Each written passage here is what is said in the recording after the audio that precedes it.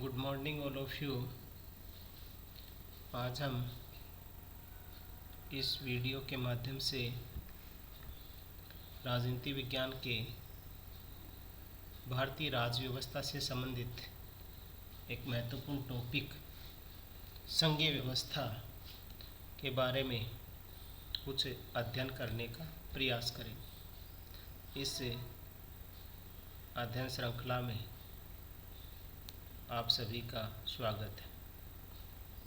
प्रत्येक राष्ट्र में शासन व्यवस्था के अलग अलग स्वरूप होते हैं।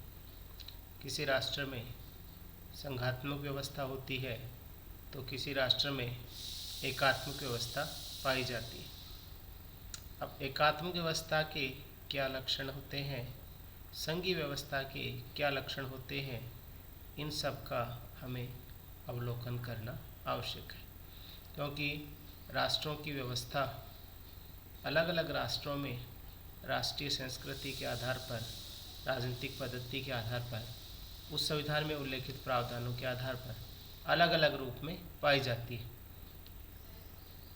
जैसे ब्रिटेन में हमें एकात्मक व्यवस्था देखने को मिलती है, तो अमेरिका जैसे देशों में हमें संघात्मक व्यवस्था देखने को मिलती है।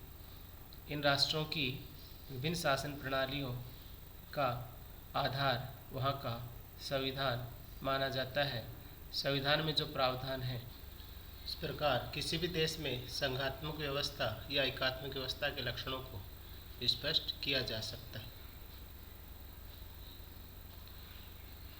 भारत में संघीय व्यवस्था की प्रकृति का हम विवेचन करें तो हमारे यहाँ संविधान में न तो पूर्ण संघात्मक व्यवस्था को अपनाया गया है और न ही एकात्मक व्यवस्था को अपनाया गया है।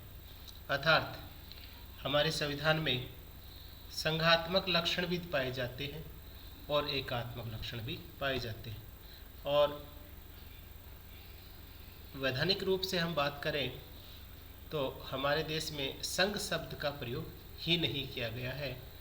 ये अनुच्छेद 1 में उल्लेखित किया गया है कि भारत राज्यों का संघ होगा, तो संघ की स्थापना राज्यों से मिलकर होगी। इस प्रकार की प्रवृत्ति को भारत के संविधान में अपनाया गया है। संघात्मक व्यवस्था भारत में सामान्य स्थितियों में रहती है और एकात्मक व्यवस्था भारत में आपातकालीन स्थिति में स्वतः ही रूपांतरित हो जाती है। तो हमारी संघीय व्यवस्था का हम अवलोकन करें तो अपने यहाँ संघात्मक और एकात्मक दोनों लक्षण पाए जाते हैं। अब संघीय व्यवस्था के कुछ सामान्य लक्षण होते हैं, एकात्मक व्यवस्था के कुछ सामान्य लक्षण होते हैं। जैसे जिस राष्ट्र में संघीय व्यवस्था होती है, प्राय वहाँ का संविधान लिखित होता है, अर्थात संविधान की प्रकृति लिखित पाई जाती है।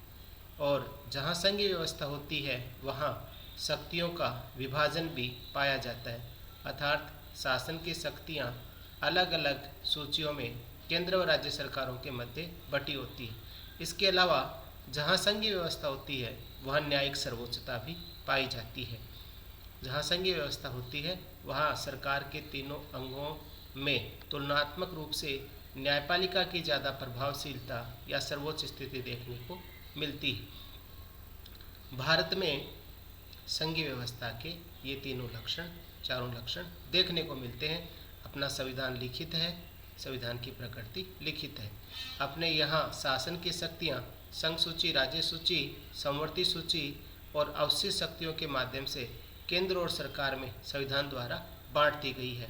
और अपने यहाँ हम सरकार के तीनों अंगों की भूमिका और प्रभावशीलता का अवलोकन करें तो न्यायपालिका की प्रभावशीलता और सर्वोच्चता पाई जाती है। तो हम कह सकते हैं कि भारत में संघीय व्यवस्था के लक्षण पाए जाते हैं।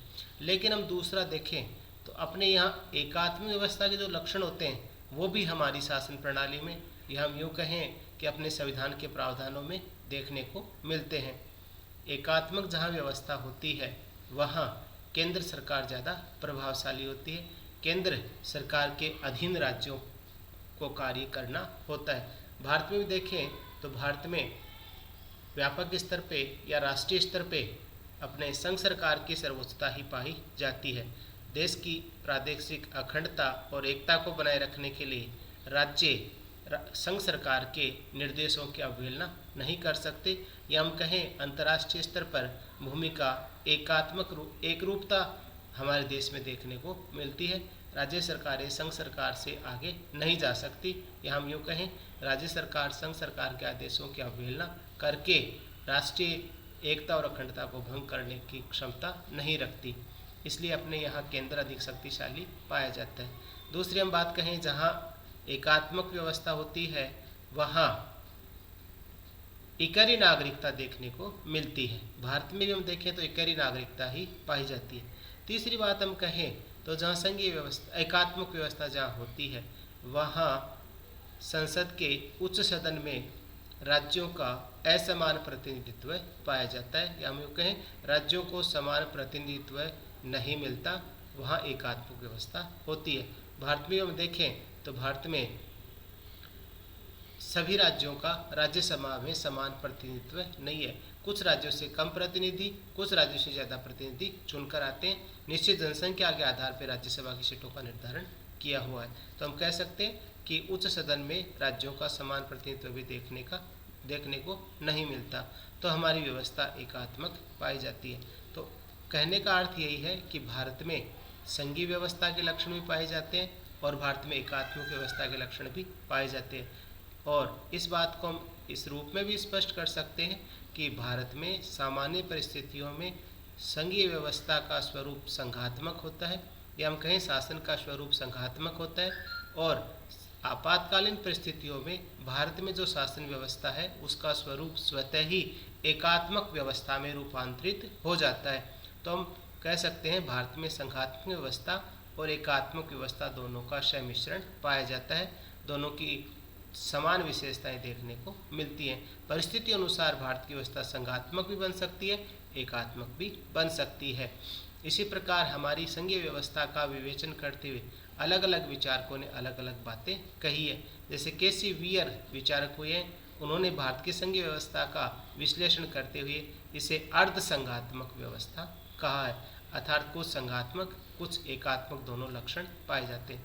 प्रोफेसर डी बसु जो एक संविधान विशेषज्ञ माने जाते हैं, उन्होंने भारतीय संघीय व्यवस्था के बारे में अपना मत व्यक्त करते हुए ये लिखा है कि भारत में संघात्मक और एकात्मक दोनों व्यवस्थाओं के लक्षण पाए जाते हैं। तो हम सार रूप में कह सकते हैं कि हमारी जो संघीय व्यवस्था है उसका स्वरूप न तो पूर्णतः एकात्मक है न पूर्ण संघात्मक है। अपने यहाँ संघात्मक और एकात्मक दोनों लक्षण समान रूप से देखने को मिलते हैं। जैसी राष्ट्र की परिस्थितियाँ होती है उसी के अनुरूप हमारी व्यवस्था परिवर्तित हो जाती है। तो हम कह सकते हैं सामान्यतया हमारी साधारण परिस्थितियों में संघीय व्यवस्था संघात्मक रहती है और आपातकाल में हमारी व्यवस्था एकात्मक बन जाती है।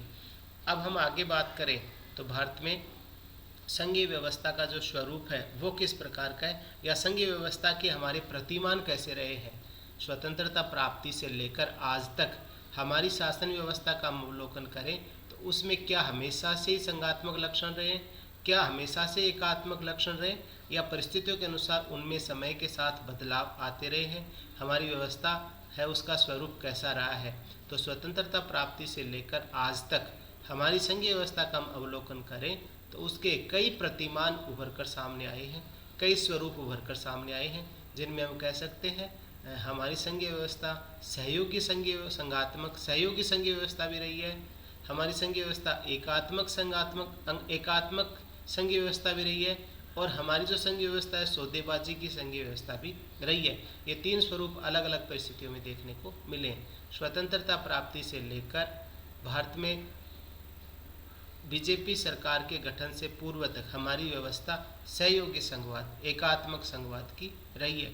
इसमें पूरे देश में कांग्रेस का एक छत्र शासन रहा और संपूर्ण राज्यों पे केंद्र सरकार का पूर्ण नियंत्रण रहा। तो एकात्मक संघीय व्यवस्था या एकात्मक स्वरूप संघीय व्यवस्था का देखने को मिला। इसमें संवैधानिक रूप से हमारी व्यवस्था संघात्मक रही, लेकिन व्यवहार में राज्य सरकारें केंद्र सरकार के पूर्ण नियंत्रण में रही। तो हम कह सकते हैं हमारी व्यवस्था पूर्णतः एकात्मक स्वरूप में देखने को मिली है, या हम कहें हमारी व्यवस्था वैधानिक रूप से संघात्मक रही, लेकिन व्यवहार में एकात्मक संघवाद के लक्षण हमारे देश में देखने को मिले। अर्थात संघीय व्यवस्था कानूनी वैधानिक रूप से थी, लेकिन व्यवहार में हमारी व्यवस्था एकात्मक बन गई।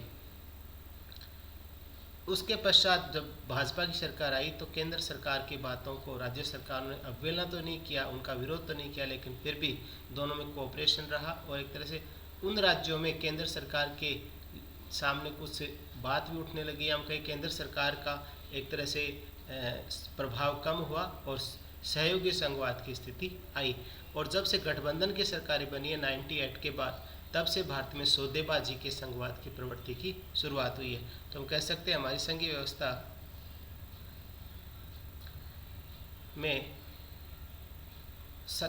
व्यवस्था में सौदेबाजी का स्वरूप भी देखने को मिला है, जो कि वर्तमान में केंद्र सरकार और राज्य सरकारों में विरोधी दलों की जो सरकारें हैं, राज्यों में जो विरोधी दलों की सरकारें, उनमें सौदेबाजी आई है और केंद्र सरकार को समर्थन देने के बदले में कुछ राज्य सरकार ने सौदेबाजी करके अपने हितों को पूरा करने का प्रयास किया। तो हमारी जो संघीय व्यवस्था है उसके स्वरूप में परिस्थितियों अनुसार, समय अनुसार कुछ बदलाव भी आए। उसके आधार पे एकात्मक संघवाद, सहयोगी संघवाद और सौदेबाजी का संघवाद, ये 3 प्रवृत्तियां भी देखने को मिली है और हमारी संघीय व्यवस्था में कई प्रकार के स्वरूप बदले हैं, कई प्रकार के बदलाव आए हैं। इस प्रकार हमारी संघीय व्यवस्था का अवलोकन हम इस बिंदु के माध्यम से, इस वीडियो के माध्यम से कर सकते हैं। तो संघीय व्यवस्था का अर्थ, संघीय व्यवस्था के लक्षण, एकात्मक व्यवस्था के लक्षण, भारत में संघीय व्यवस्था की प्रकृति कैसी रही है, भारत में संघात्मक और एकात्मक दोनों लक्षण किस रूप में पाए जाते हैं, इन बातों का अवलोकन करके हम इस बिंदु को समझ सकते हैं। इस वीडियो में आपने ध्यान से सुना, आप सभी का धन्यवाद, आभार।